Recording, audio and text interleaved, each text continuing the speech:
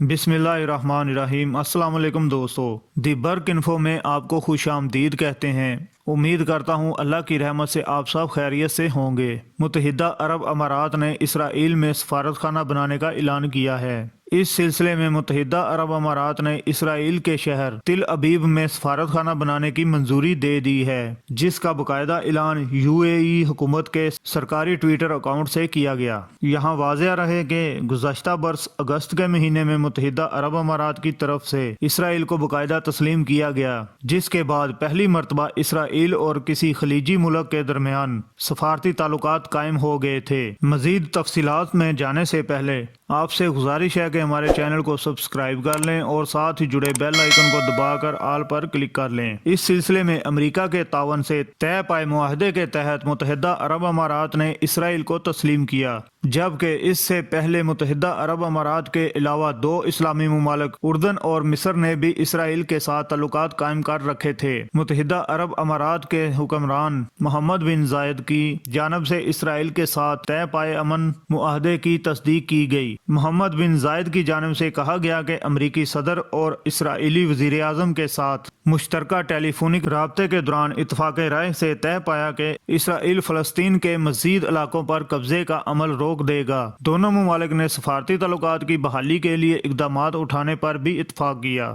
جبکہ اس سے قبل امریکی صدر کی جانب سے اعلان کیا گیا کہ متحدہ عرب امارات اور اسرائیل کے درمیان امن معاہدہ طے پا گیا ہے۔ اس حوالے سے امریکی صدر ڈونلڈ ٹرمپ کی جانب سے خصوصی ٹویٹس کیے گئے۔ اس وقت کے امریکی صدر کی جانب سے کیے گئے ٹویٹس میں اعلان کیا گیا کہ متحدہ عرب امارات اور اسرائیل کے درمیان امن معاہدہ طے پا گیا۔ تو دوستو، یہ تھی ہماری آج کی ویڈیو۔ ہمیں اجازت دیجیے۔ اللہ حافظ۔